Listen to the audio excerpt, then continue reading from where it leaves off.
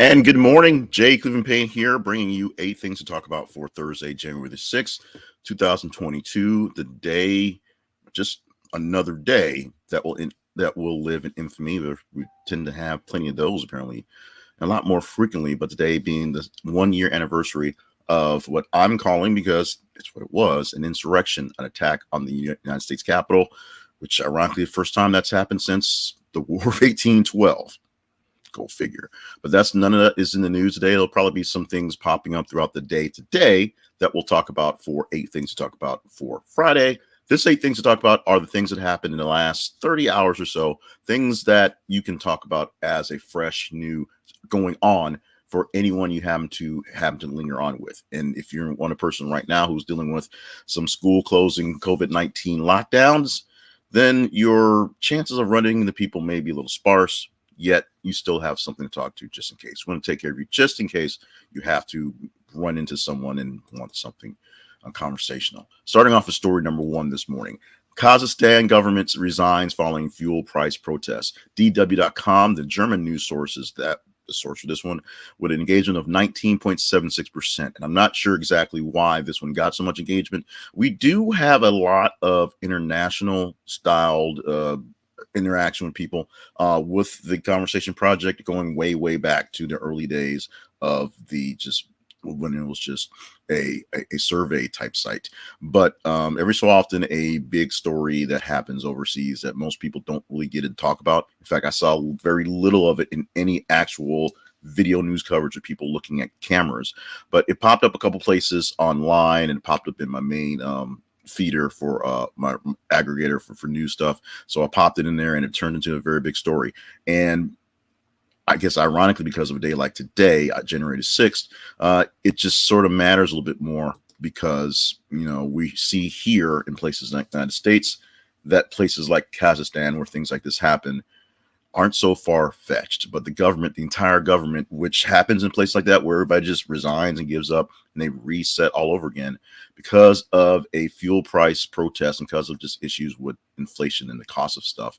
The entire government of Kazakhstan just basically said, we're done, and they flipped and went over to the next step. We'll follow this along and see what happens going forward in this story.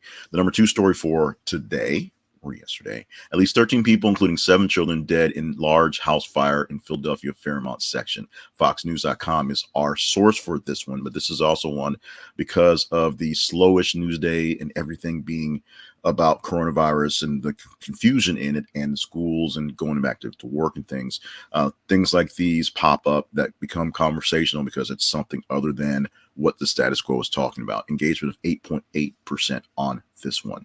Not much to say on this one, just we are saddened about the loss of life, the loss of property, and the people being displaced right now in this crazy time. And of course, in Philly, they're expecting another bout of cold weather in a day or so.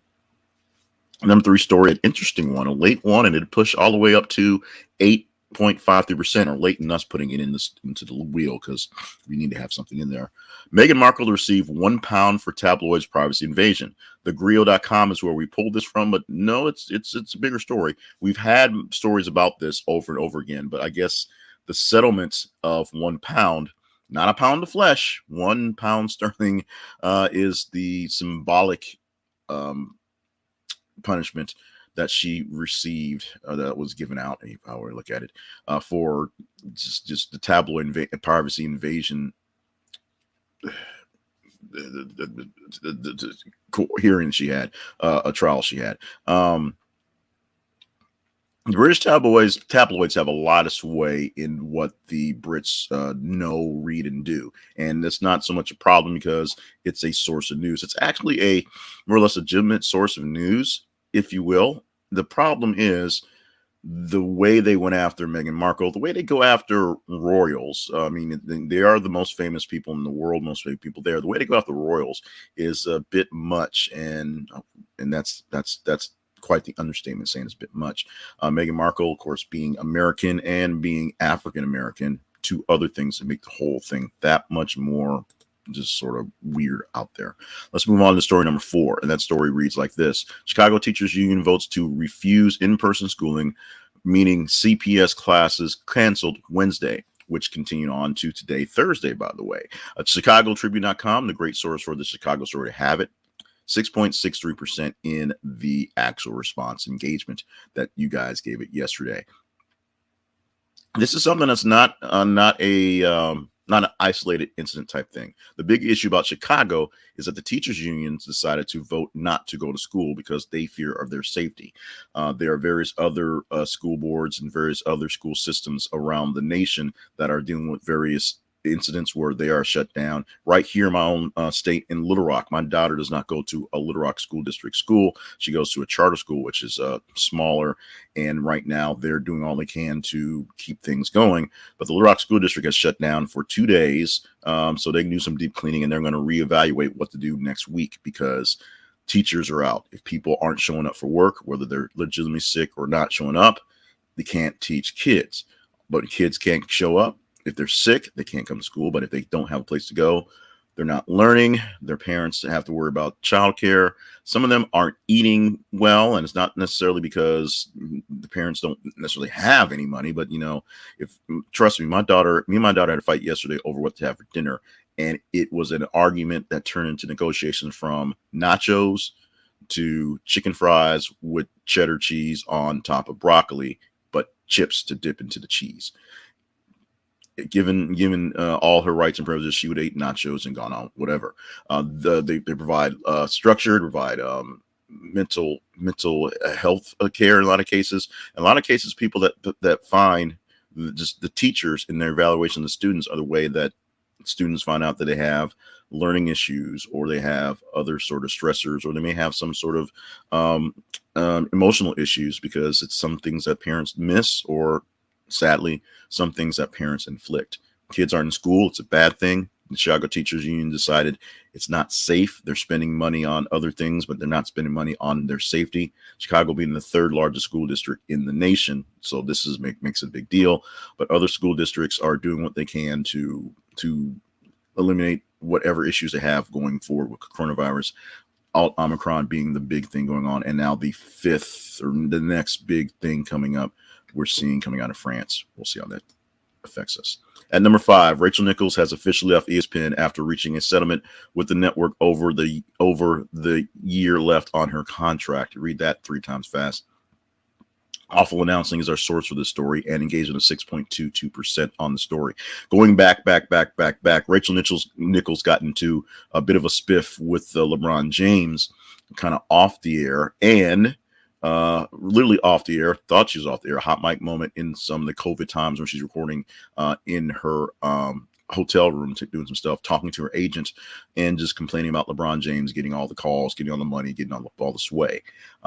Rachel Nichols, who, because she was once really, really popular with the sports guys and the NBA guys, said a little bit of what was going on in the inside out loud and was no longer so popular, even having to have some defense from her NBA co-stars on her shows to try to say, no, she's good. She's just a slip of tongue, a bad moment.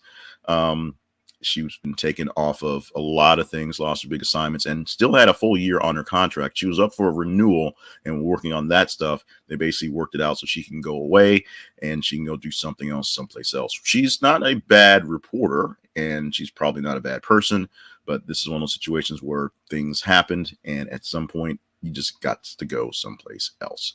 Story at number 6 today. Seth Meyers and Jimmy Fallon both test positive for COVID-19. NPR.org gave us this story at 5.28%. I'm going to be honest with you. I posted this headline. I saw where it landed, and that's basically all I got. Because of this, they obviously can't be sitting there at the desk doing things and around people. So I'm not sure what the exact toll it's taking on late night television, other than the fact that both the NBC guys are out because they're both sick. I literally am in bed by 9:30 every night, so I do not, and I rarely see the clips of the stuff, so I don't know what's going on. I have to go check deeper. But this is something they tested positive because this is a recording for Thursday, talking about things that happened before. They tested positive late Tuesday or so, and this got into the news cycle late Tuesday, early Wednesday, while we're telling you here. If you want to respond to that, you can respond to us at theconversationproject.com or email me or message me directly, J. Cleveland Payne We can chat this one up all you want to as well.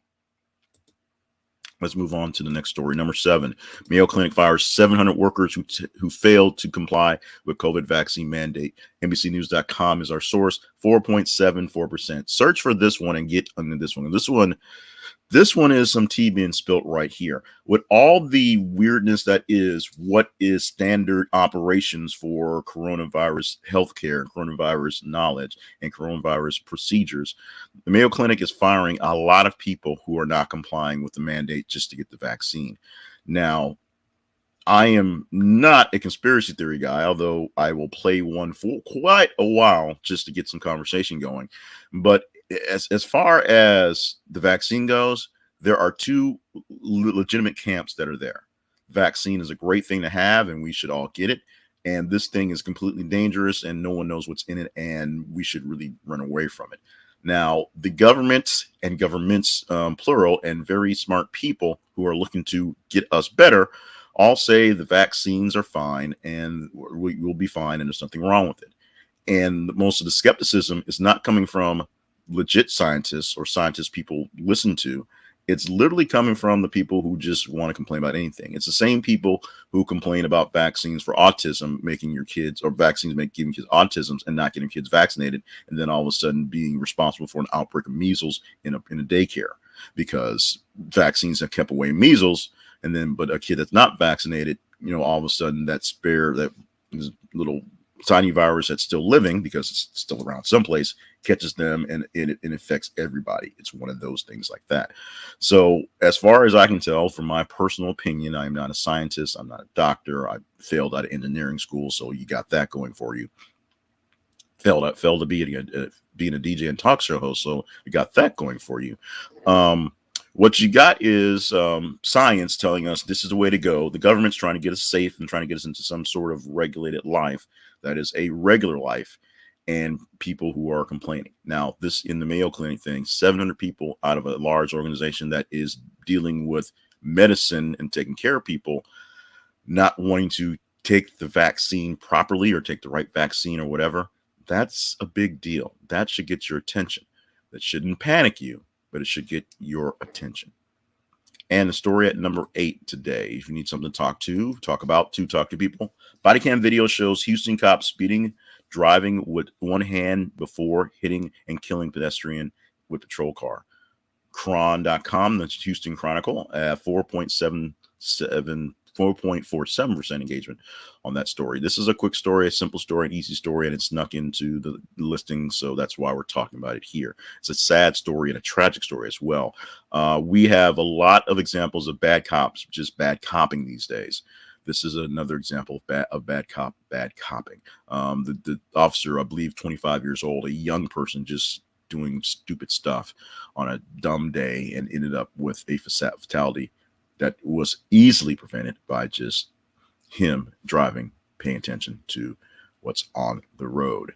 8 things to talk about is sponsored by plenty of great sponsors. You can want to help out the actual effort directly. You can see at the bottom of the scroll, buymeacoffee.com/JClevelandPayne, or you can just subscribe to buying coffees. It's just a subscription that gives us patronage, no pun intended, to help keep things going with this project and other projects that are going on. You can also visit some of our sponsors that we have for our specific different actual projects. This one for thisistheconversation.com/Zenny. Thisistheconversation.com. I'm sorry, I've changed the website. I'm reading too fast. This is a conversation project.com/Zenny for a discounted rate on your glasses, because all their glasses are discounted. They're the lowest price glasses retailer online. And guess what? They're not cheap glasses. They're good glasses. They're excellent glasses, excellent service. I have my current pair of Zenny glasses right here. I just got my eyes checked a few months ago, and so I am derelicting getting my new prescription glasses because I got to get new glasses, new sunglasses, new glasses for the gym, all that other stuff. But so that's me procrastinating. You don't procrastinate. Save money right now. Go to thisistheconversation.com/Zenny. This is an affiliate link, so if you click on that link, you will see nothing special, nothing new, just the Zenny website. We get a couple pennies off your buy for bringing you to their store, so check them out. They will take awesome care of you. I promise that's what they do at Zenny. It is just it's amazing, amazing company. And if you hadn't heard of them, now you have. 8 things to talk about for Thursday, January the 6th, 2022. I am Jay Cleveland Payne. Thank you for showing up for this. If you popped in live, thank you for showing up and watching this in the replay. Something weird about our replays, they don't show up for hours at a time. So much for breaking news, but we're working on that. Thank you for being a part of the community, part of the club. We will join you tomorrow. Lord willing, creek don't rise. We've done a good job of being consistent and hopefully being fairly good at this. We're going to go for a full 5-day, full week of 8 things to talk about. Shooting for it tomorrow morning with our Friday edition.